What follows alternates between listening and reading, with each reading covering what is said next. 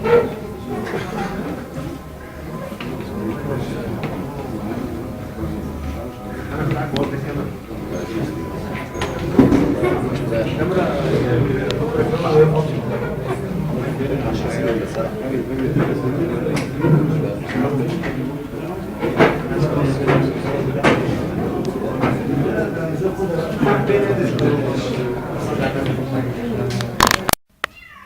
بيعينوا اللي هو هيبقى ماسك رئيس الجمهوريه او السلطه.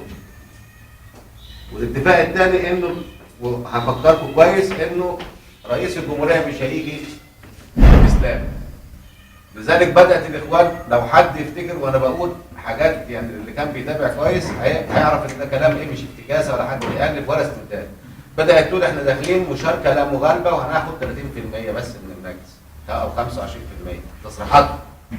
وبعدين بدات المسائل تتطور اللي هي لغايه النهارده وصلت لمرحله ثانيه من الصدام، اللي هم بيحاولوا مكتب الارشاد مأجل اعلان انه هينزل برئيس ولا لا، اللي هو يوم الثلاثاء اللي جاي. المجلس العسكري كان عنده مشكله، هي مساله الخروج او الانتقال الامن للسلطه. الانتقال الامن للسلطه ده كان انتقال امن لخمس اشياء. انتقال امن لمبارك، وبذلك مبارك خرج من القصر على شرم الشيخ، ما عملش زي العابدين بن علي، خد طيارته وسافر بره كان يقدر يروح. الانتقال الامن للسلطه عدم العك مع اتفاقيه السلام اللي هي كان ديفيد لاسرائيل. كان الثاني امن لمبارك، امن لاتفاقيه السلام مع اسرائيل، امن للمملكه العربيه السعوديه والخليج انه ما تبقاش في ثوره تقلب الدنيا راسا على عقب فتنتقل الى الخليج، امن انه مجموعه الشباب اللي خرجوا ان مصر من 52 للنهارده لم تذوق طعم الديمقراطيه، فاتهم شويه ديمقراطيه بس برضه ديمقراطيه ممسوكه. تمام. بدليل انه لما طلع قانون الاحزاب، طلع قانون الاحزاب وخلاه 5000 توكيل. خلاص. الانتقال الامن الخامس كان امن للساده المجلس العسكري ال 19 واحد. ولو حبيت اقوله لكم اسم كل واحد موقوع ايه من الاعراب. واخرها التصريح اللي طلعه محمود نصر امبارح، سيد اللواء محمود نصر.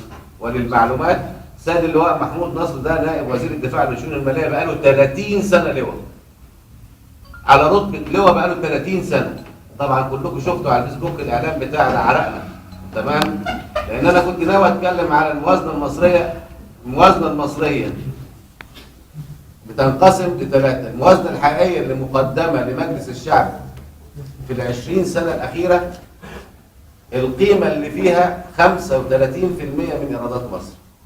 وعشان اوضح اكتر، الموازنه دي اللي فيها المرتبات والمعاشات واقساط الديون والتعليم والصحه، كل حاجه في البلد. هذه الموازنه المقدمه الى مجلس الشعب بالارقام لو حبيتوا تمثل 35% من قيمه ايرادات مصر. و30% الصناديق الخاصه. الموازنه دي رقمها 1038 مليار. ده كل موازنه دخل مصر اللي بيتحط جوه الموازنه.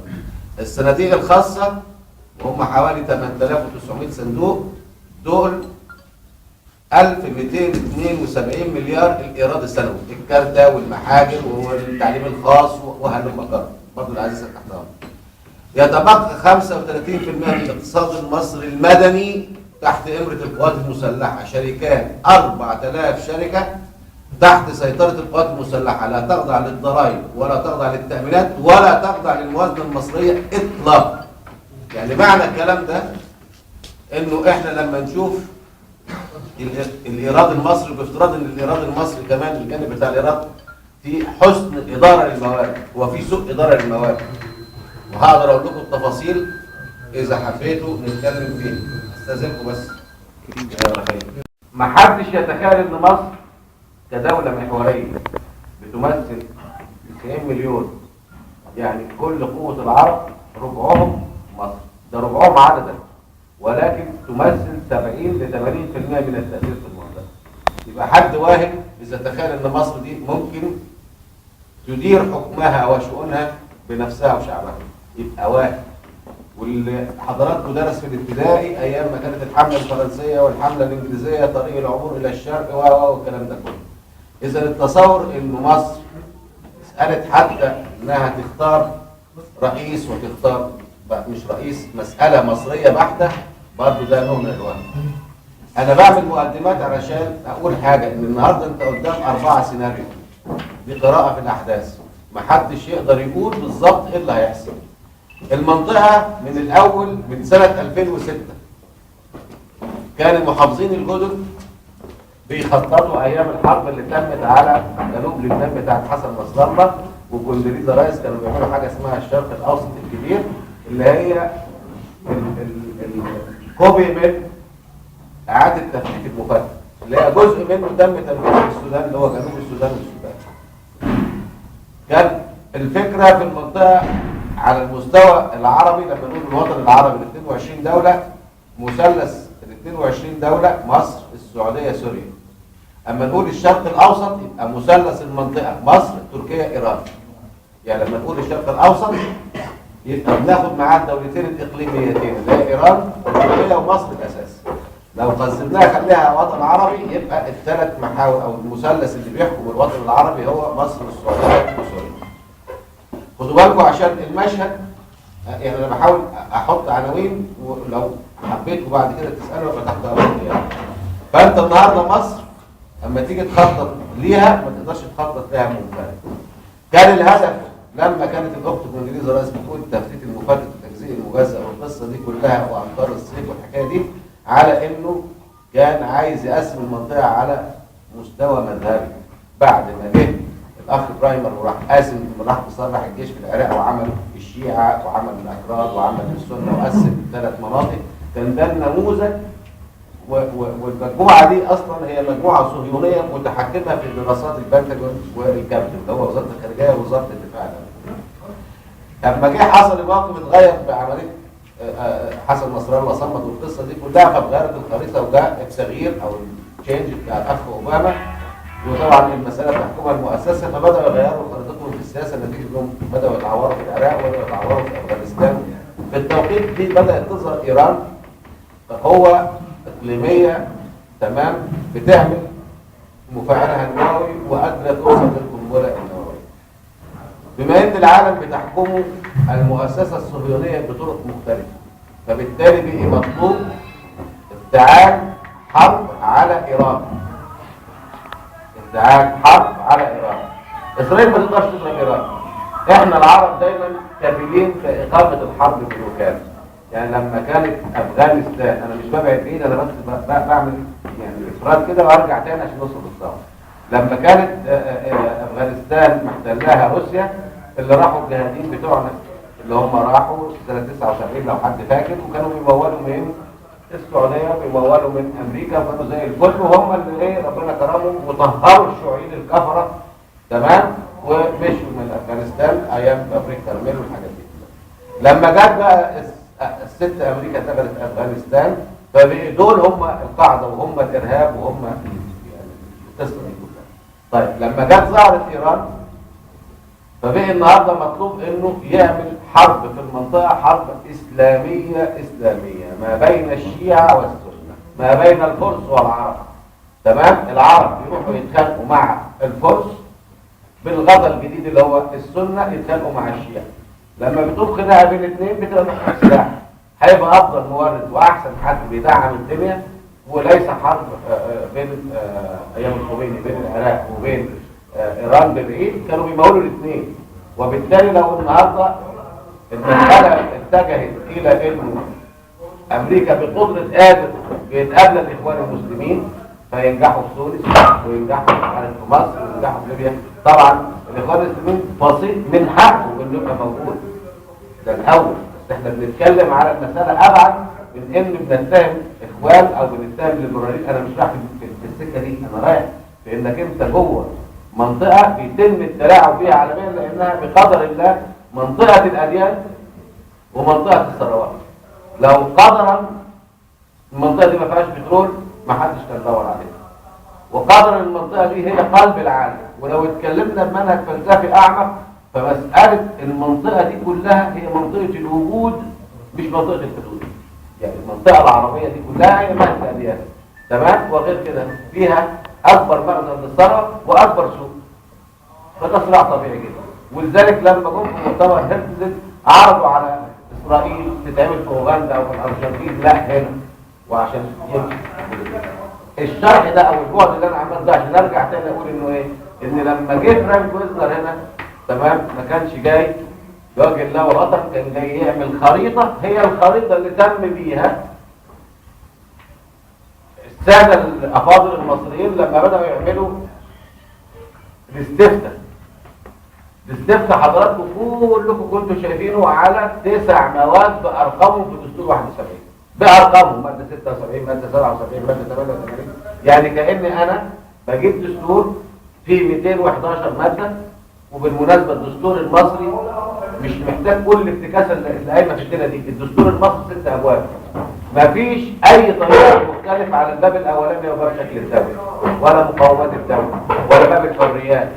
الباب الوحيد اللي عليه الخناقه هو باب واحد، باب الاختصاصات والسلطات. مصر فيها 54 اختصاص بيتقسموا بين السلطات ازاي؟ هي دي الخناقه اللي على راسها هتجيب حكم بين السلطات هو الرئيس، سواء التشريعيه او الاجرائيه اللي هي بتسمى الحكومه او القضائيه. لما تتفرج على المشهد انا بحاول اعمل يعني ربط عشان اقرب المسائل قوي. لما تتفرج على المشهد اللي حط دلالة التسع مواد الدستور ده الناس قالت نعم. صرف النظر بقى اللي حصل ايامها، نعم علشان الدستور وعشان القرآن وعشان مش عارف الكلام بتوع ده. النعم يبقى معناها انه الدستور 71 بتصحيح التسع مواد اللي يرجعوا يتحطوا فيه، وبالتالي يبقى المفروض نحكم بدستور 71 بعد الاستفتاء.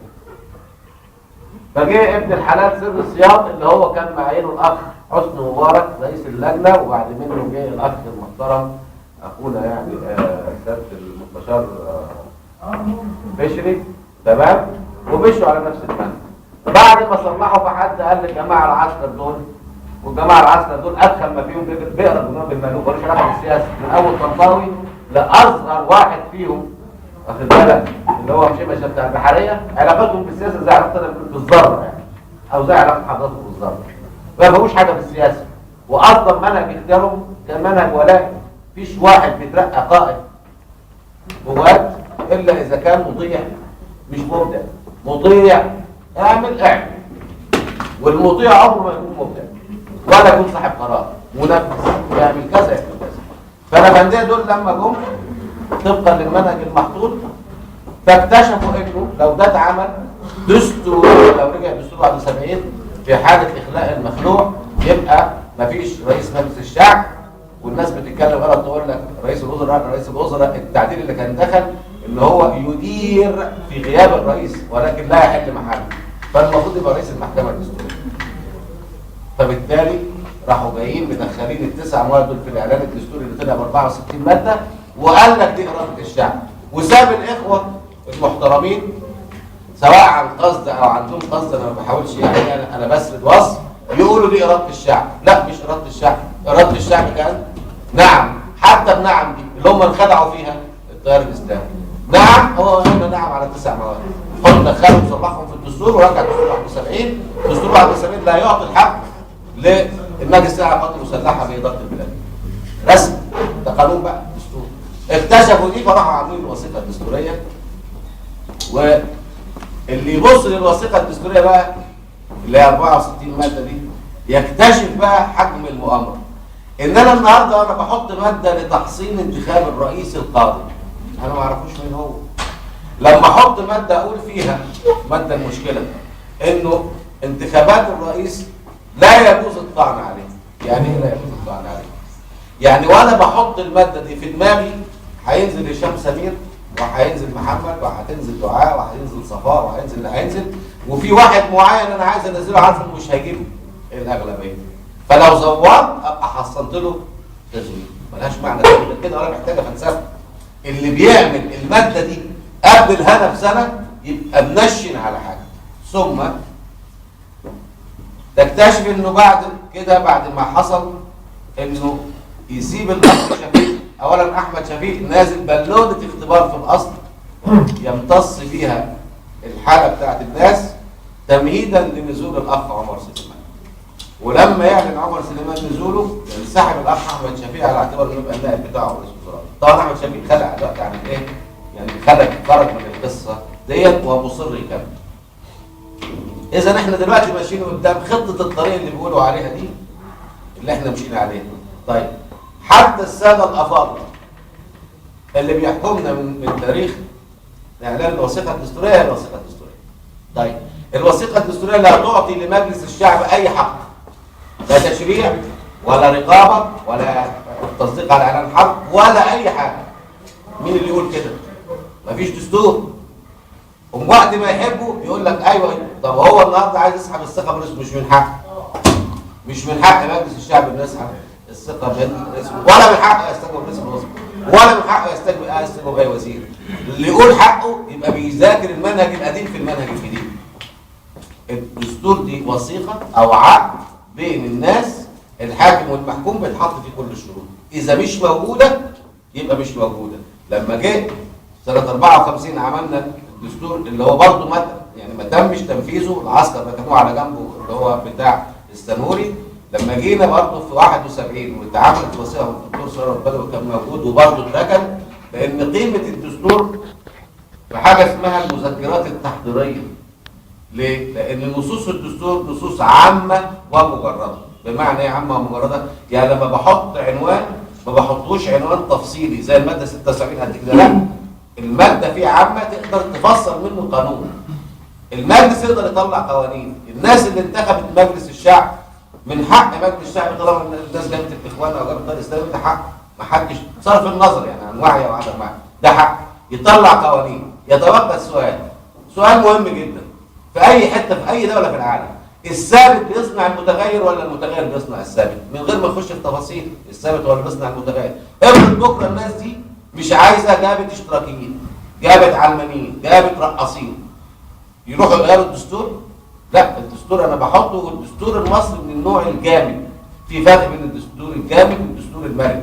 الدستور الجامد هو المشرع بيحط له عشان تغير في ماده بتمر بتلتين مجلس ويقترح ماده، اللي هو القصه الطويله العريضه لو حد برضه عايز يسال فيها. احنا دستورنا جامد، من الدول اللي دستورها جامد، يعني صعب جدا تغير فيه ماده بعد صدوره. خلاص؟ الحاجه الثانيه ان انت النهارده الدستور، مفيش دستور في العالم في دوله بتقول انها ديمقراطيه تحط فيها منهج الاقتصاد، والا تبقى ضربت الديمقراطيه في مقتل. الله، المنهج الاقتصادي ده انا بقول اشتراكي. طب افرض بعد كده عملنا انتخابات فنجح وحب الليبراليين، يبقى دستورهم بيقول اشتراكي وهم شغالين ليبرالي؟ ما ينفعش. فالاقتصاد ما بيتحطش في دستور ابدا.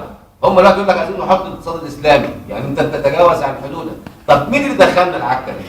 اللي دخلنا العكه دي تمام هو الساده المجلس العسكري، عن غرض او عن غير غرض، عن غرض وعن غلط ظاهر وواضح وباين، اللي هو بيدخل فيه القوات المسلحه لازم يتعلم بالرتبه اللي اكبر منه او اللي اقدم منه في يوم، يقول له نفذ ثم اتظلم، نفذ ثم اتظلم. في الجيش بس لو جيت عملت طريق فالسياسي اللي هو قال لك اعمله كده ابقى اتظلم. طب التكلفه اللي انا حطيتها في اليوتيرن كده زي ما كان الاخ المحافظ القديم ده بتاع سامح السعيد ده يقف في الميدان كده ويروح يقول لك ايه اقفل الزحليقه دي اعملها لي من هنا. الله ايه يا عم انت بتعمل ايه؟ ما دي تكاليف وموارد وبلاوي زرقاء وتلخبط الدنيا. لما يجي ميدان زي ميدان الترع اسمه ميدان الترع وقفلوه، يعني المفروض يبقى سكوير كده داير الناس تلف كده. لو عربيه مطافي عايزه تخش البراجيل النهارده نهارها اسود عشان هو بيفتكس البيت قاعد. هنا الرجل العسكري غير مؤهل لاداره حوار، لم يتعلم اداره الحوار. لو تعلم اداره الحوار مبقاش عسكري. عسكري بياخد امر ينفذه.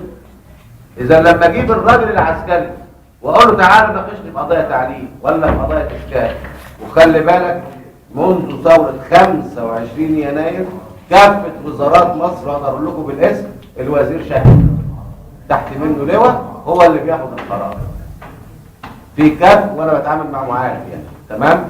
اذا انت النهارده لما تيجي تعسكر هذه الوزارات انت عسكرت الحياه المدنيه خلاص، وبالتالي وصلت مصر من 52 لغايه النهارده مع احترامي بالفترات سواء فتره عبد الناصر او السادات او المفهوم المخلوع اللي ملوش فتره ده تمام. بتلاقي انك انت مواردك حاصل فيها حاله من الهدر غير طبيعي. سوء اداره للموارد.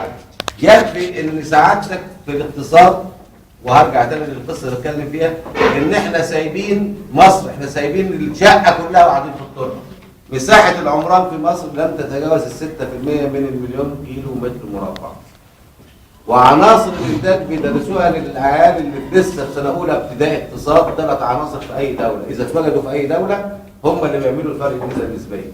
الموارد الطبيعيه هي الارض بقى بترول، زراعه، جبال، تعدين، مباني، عقارات، الارض وما عليها تحت وفوق، ده اسمه الموارد الطبيعيه. ادي اول مورد. 2 الموارد البشريه. ما شاء الله احنا عندنا قنبله اسمها البطاله، يعني شيء كارثه. ثم ثالث مورد اللي هو راس المال اللي بينقسم لاثنين، راس المال الليكويد ماني والاصول راس الماليه البسيطه اللي هي الماكينات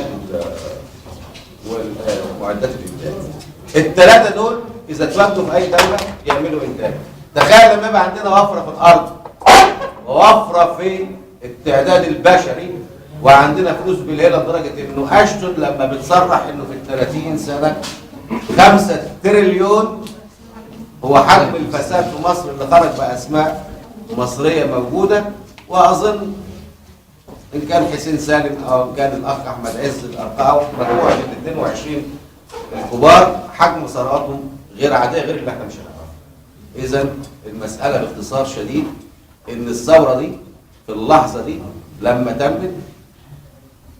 تمت خيانه الثوره من حتى المعارضين في النظام السابق، الساده اللي هم المفروض ان كانوا على راسهم الوفد او الغد او الصبح او بعض قياداته، هي اكثر الناس خيانه للثوره قبل خيانه الاخوان المسلمين. للثوره، انا بتكلم للثوره. ليه؟ لانك انت المفروض الراجل السياسي اللي انت حاطه كادر سياسي يبقى عنده قراءه للمشي وعارف انها اذا انت ما مشيتش في السكه دي وبقيت مهموم انك تاخد موقع انت او غيرك، صح سهل جدا يتلاعب فيه. لذلك احنا اول مؤتمر اتعمل مع المجلس العسكري، انا حضرت مؤتمر واحد وحضرت مؤتمر واحد مع الاخ عصام شرف والاخ صفوت حجازي. خدت بالك؟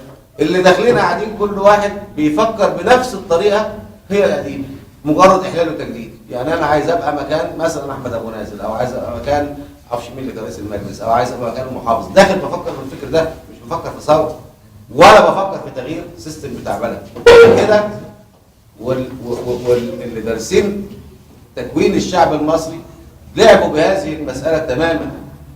فانت لما اتحطت الخريطه بناء على ده، وبالتالي كانت القصه كلها باختصار انه معروف انه لو احنا 3 قاعدين على ترابيزه خناقه عيله، خناقه كده في حته، فجايبين الاستاذ عبد الناصر ده زعيم عيله، استاذه غاده زعيمه عيله ولا زعيم عيله، استاذ عبد الناصر بيبص على عيلته كده ورا ومفيش واحد يرفع رمشه امين، والابله بتبص على عيلتها كلها امين، وانا عيلتي اكبر عيله تمام بس ابص عليهم اضرب دماغك في الحيط. لو انت بصيت للقوى اللي موجوده الاخوان المسلمين وقدرهم السلفيين تمام، دول بيشتغلوا بطريقه اقرب الى طريقه القوات المسلحه، لا تناقش ولا تجادل الاخ علي، والناس دي عارفه سكتها رايحه فين. والقوات المسلحه وقدرها الشرطه او القوى النظاميه وقدرها الناس اللي جوه المؤسسات والشركات القابضه والشركات التابعه، فيلم طويل عريض دي ليها اصلحه انها تلتزم بالتزام زي فريق الاخ توفيق عكاش. باقي القوى الوطنيه اللي على الارض ليبراليين باشكالهم، ائتلافات باشكالهم، قوميين، اشتراكيين، يساريين، اناركيين، اللي انت عايزه، كل واحد فيهم عامل زي عامل واحد مش عاجبه حد. عشان كده شفت كميه الائتلافات، والمفاجاه انه من بدري تم استقطاب 3/4 كل اللي كانوا موجودين في ميدان التحرير، كل ما طلع عيل كده اتنطط شويه تم استقطابه بالرب، يعني بيترمي له عظمه وبالاسم بالاسماء تمام. وبالتالي بقت القوه الاكبر اللي معاها المشروعيه تمام، ما تقدرش تملك. بقت القوه اللي هي متماسكه هي اللي قدرت تاخد الشرعيه. طب ايه الفرق بين الشرعيه والمشروعيه؟ الشرعيه هي انك انت النهارده بتقول انتخابات مجلس الشعب، طرق التقديم والصناديق اللي هي القصه اللي لها الاجراءات او البروسيس دي اللي هتطلع لك في الاخر مجلس الشعب، دي اسمها شرعيه. انت ماشي بالاجراءات الرسميه، اعلنت عن فتح الباب، الناس اتقدمت، القانون بيقول فردي اللي انت عايزه ومشيت. انما هل المجلس ده معاه المشروعيه؟ لا، معاه الشرعيه ومعاه اختيار الناس، انما معهوش المشروعيه. ليه؟ المشروعيه دي هي مطالب الناس اللي خرجت عملت ثوره. ايا كان في اي مكان. النهارده الناس دي قد تكون الاقل بس الاقوى، بدليل ان النهارده ما انتش قادر كمجلس شعب تمام تعمل اي حاجه. واكبر مثال هو النموذج بتاع عبد المعز وبتاع المجلس الاعلى للقضاء. بعد ما عملوا اجتماع بتاع المجلس بتاع محكمه استئناف القاهره الجمعيه العموميه واوصوا بعزل عبد المعز ودخلوا مكتبه واستلموا الاوراق في ظرف 48 ساعه. واللي شاف طبعا الفيديو بتاع المستشار اليماني قال الحقيقه كلها. جه امر من القوات المسلحه عبد المعز يرجع. اذا به القضاء كمان، اذا احنا هنظل جوه هذه الدايره المغلقه. انك انت النهارده هيجي واحد يقول لرئيس جمهوريه سواء عمرو موسى سواء ما اعرفش طبعا يعني حازم اسماعيل هيطلعوا له فيلم اكيد مش هتمشي كده، المسائل مش هتمشي كده تمام. في الاخر المجلس العسكري لن ياتي برئيس بانتخاب حر، واللي عايز يفهم كده هو حر.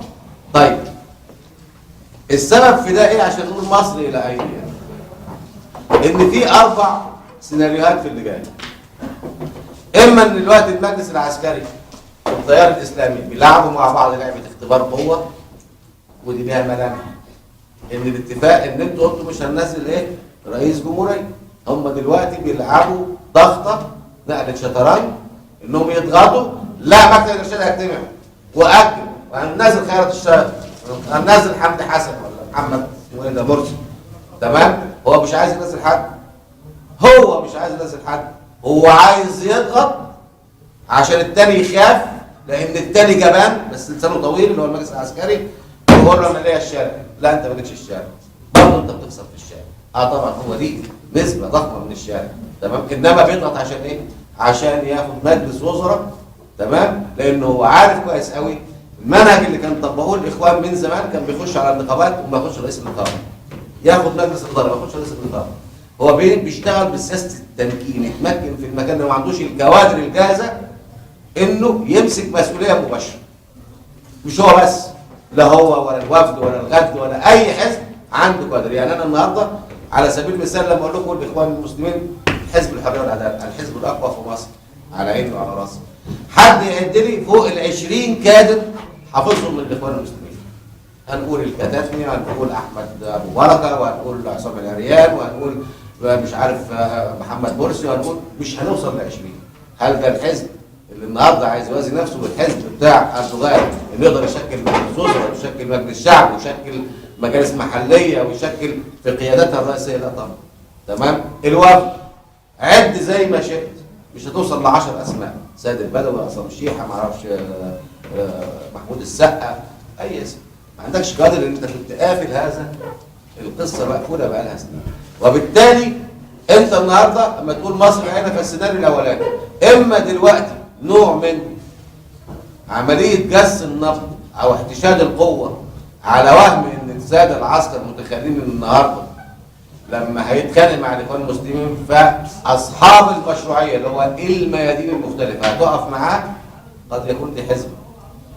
السيناريو الثاني قد تكون امريكا غيرت دماغها في ان ما تخليش تيار السنه يزيد في المنطقه ابتداء من المغرب حزب التنميه وبعدين مرورا بتونس طبعا ليبيا الله اعلم بيها وكذا، لانه ما يدور في مباحثات بينه وبين ايران الله اعلم به او حساباته، فبالتالي قرر انه يتراجع عن دعم الاخوان على دول المنطقه، برضه الله اعلم ما اعرفش، دي قراءه في ايه؟ في المشهد حدود مصر العين. او انه النهارده الكل بيلعب لعبه اللي طوله اعمله.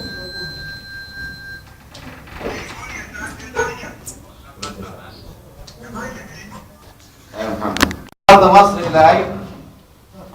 على المستوى طبعا السياسي الاول قبل ما نتكلم على المستوى الاقتصادي، لان السلطه اللي تخلي في ناس قادره تشتري البنزين وتفضيه في الصحراء دي سلطه فجره. السلطه اللي النهارده سايبه كل الاعتصامات وسعاده الرئيس الباشا كمال بيه الجرزوري تمام يخشى انه يطبق الحد الادنى والحد الاقصى، دي سلطه خايفه تنقلب عليها اصحاب المصالح اللي هي اصلا عايز تلعب بيها. السلطه اللي عارفه دلوقتي انه عنده 4 اشياء بدل ما يروح يستلف 3 مليار من صندوق النقد، لو حب يعمل اعاده تقييم للاراضي اللي تم توزيعها على المحاسيب وعمل لها بس حتى سعر السوق في حينه، السلطه اللي عندها من 62 ل 72 الف مستشار في مؤسسات بتبوظها مش بتشغلها، بتعطلها مش بتشغلها، وبيحصل مرتباتهم في السنه 18 مليار، مش محتاجه تروح تشحت 3 مليار. السلطه اللي لغايه النهارده بتدي الغاز المصري لاسرائيل، بلاش اسرائيل، بتدي الغاز المصري لبعض الصناعات اللي هنا منخفضه الدعم، زي صناعه الاسمده، صناعه الاسمنت سعر متحرر، ومكسب الاسمنت طن الاسمنت مكسبه بتاع بيئته كله لا يتجاوز ال 182 جنيه معروف ده في الاقتصاديه. فالنهارده حتى لما عملوا قانون الاغراق الحد الاقصى ده 10 مليون، 10 مليون دول بيجوا مصنع الاسمنت بكسب بس مش عايز اقول لك في يوم، لانها النهارده بقت سلعه مطروده من كل اوروبا في منطقه الشرق الاوسط، سلعه ملوثه ومطلوبه محتاجه. فانت النهارده مش عايز اقول لك منت العين السخنه لما اتعملت بتصدير اسمنت اسرائيل براس مال في الشكل اردني بتاع اسامه الشريف، ولكن واتصرف عليها 752 مليار من مصر على اعتبارنا بنيه اساسيه، مليون سوري، وبيت التكمله. فانت كل المرتفعات الاستراتيجيه في الاقتصاد، انا ما بحبش مساله التخوين، لكن بحب مساله الغباء او الجهل او الامل. تمام؟ بقالنا بنحدث صفقات لافريقيا بقالنا سنين، مصانع الانتاج الحربي، عمولات السلاح دي المفروض دخل القوات المسلحه رسمي على عيني على راسي. الاخ طنطاوي وكل الساده القاده اللي معاه، الناس دي اقل واحد فيهم بقاله 20 سنه مع مبارك، وفي واحد بقاله 10 سنين مع مبارك. في مثل بيقول لك الساكت على الحق شيطان اخرس.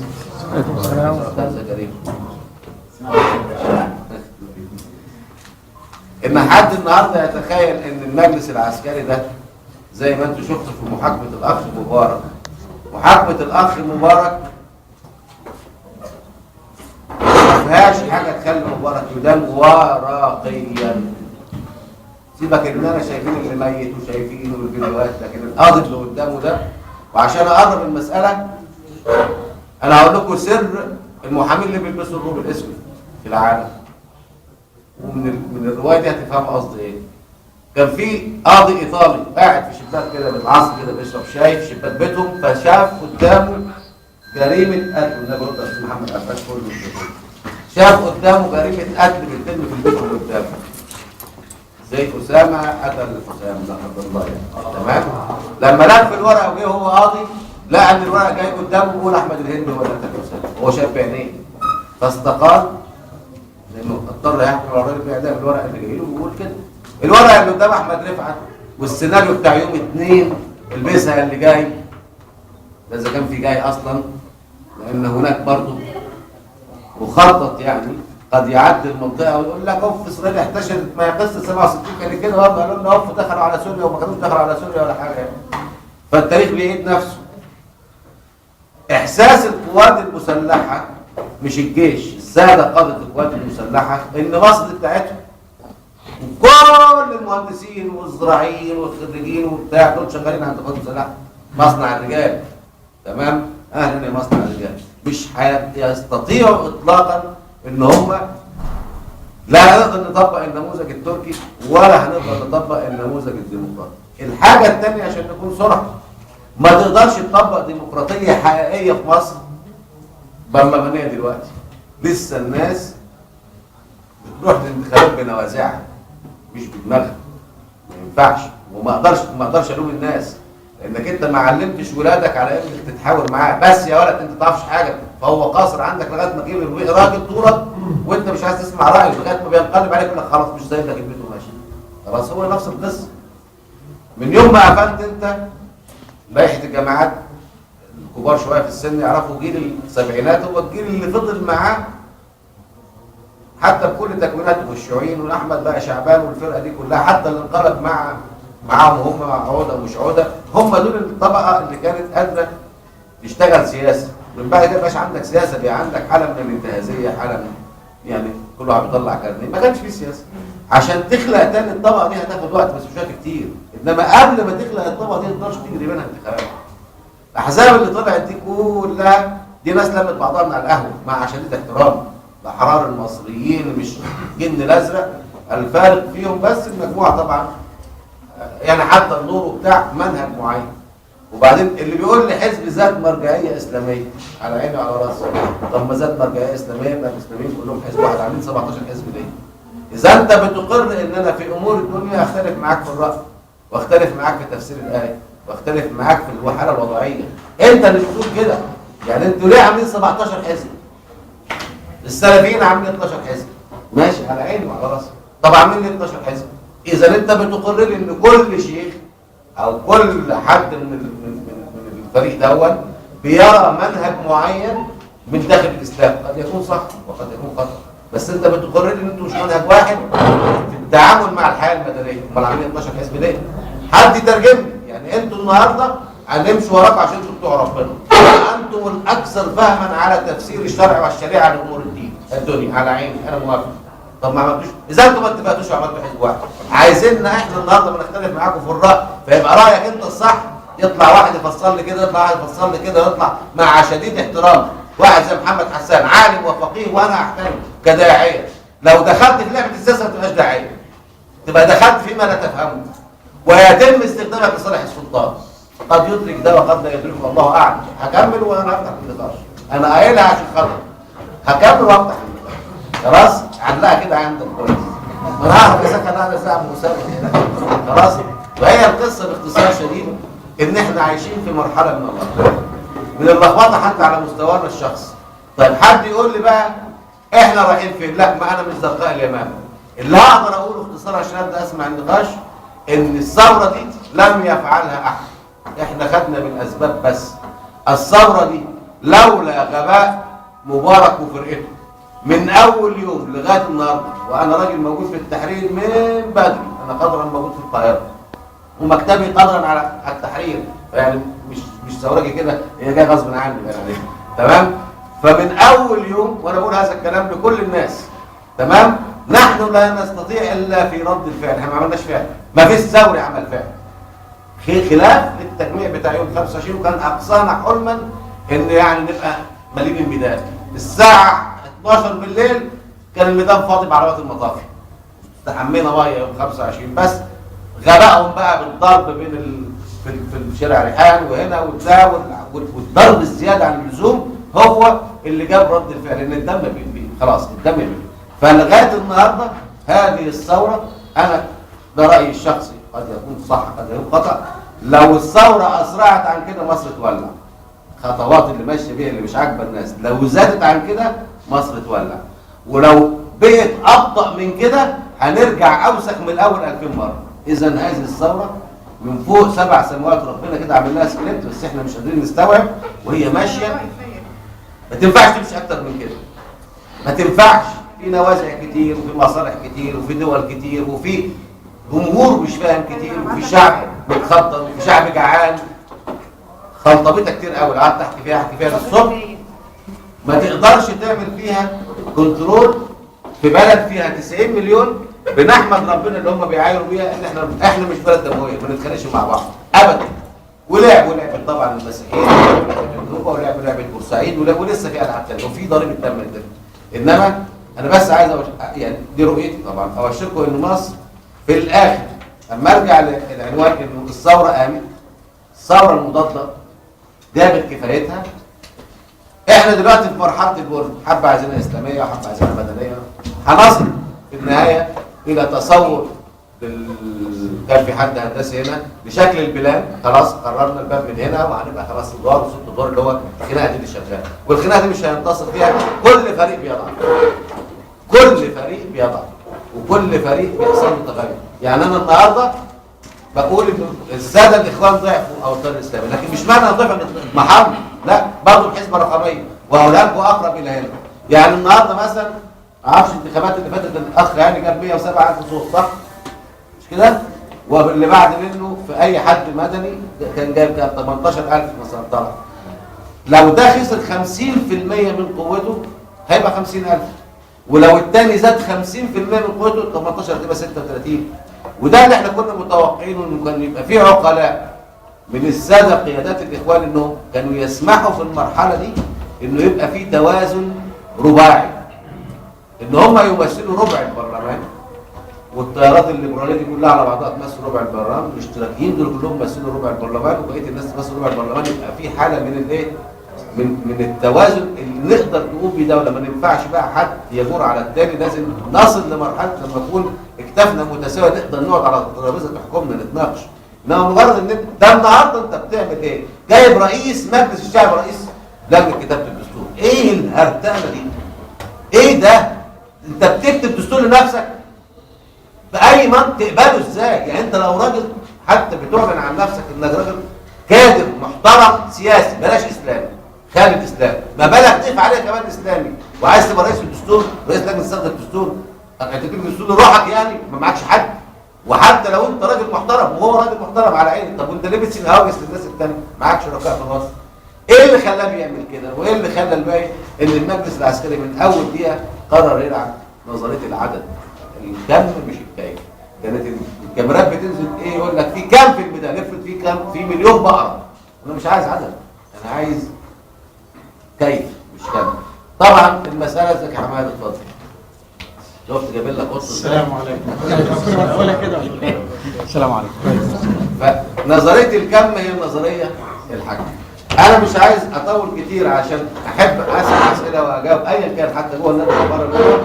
انما بس اللي انا عايز اقوله، حتى الاحزاب الحاليه دي هتمر بمرحله فلتره، واظن موقعة محمد ابو حامد اكبر نموذج يعني. مش عايز اتكلم الاحرار المصريين في خناقه، واحمد سعيد وقصه، والاخوان فيها خناقه، والكتاتبي والبلد فيها خناقه، والصبح فيها خناقه، وكله خناقه. تمام؟ فيما يخص اخر اشاره يعني في موضوع المعونه الامريكيه. اولا في اتفاقيه موقعه بين مصر وبين امريكا على حضور منظمه الفرايد وعلى المعهد الديمقراطي والمعهد الجمهوري من سنه كام؟ بس عشان تبقوا عارفين، عشان دول بيدعوا اخت فايزه والنجمي من سنه 2000. اتفاقيه موقعه ولم تحصل على شرط التصديق من مجلس الشعب. وهم مش شغالين امبارح، شغالين من سنه 2000، وهم اعلنوا انهم دربوا كل الدنيا، وعندهم 39,000 جمعيه، منهم جمعيات شغاله في الصعيد، المراه المعيله، ويجيبوا لها جاموسه ويجيبوا لها بتاع بهدف اقتصادي وهي هدف سياسي. بس هو بقى لما بيقعد الاخ شاهين ده العبيط، واخد بالك، ويقعد جنبه الاخ مختار الولا اللي عايز يبقى رئيس الجمهوريه، ويقعدوا يفتكسوا كده، خلي بالكم المساله فوق هم شايفينها هينه يعني. يلا ممكن يبقى رئيس الجمهوريه مفيش ازمه يعني. فهم تخيلوا ان هم الازمه كلها عامله لهم 6 ابريل. المجلس العسكري كبر 6 ابريل. لا طارق الخولي ولا احمد ماهر خلاص، ولا العيال دي كلها. وانا بكلمك على العيال قاعد معاها يعني، مش بتكلم على حد مش عارفها. تمام؟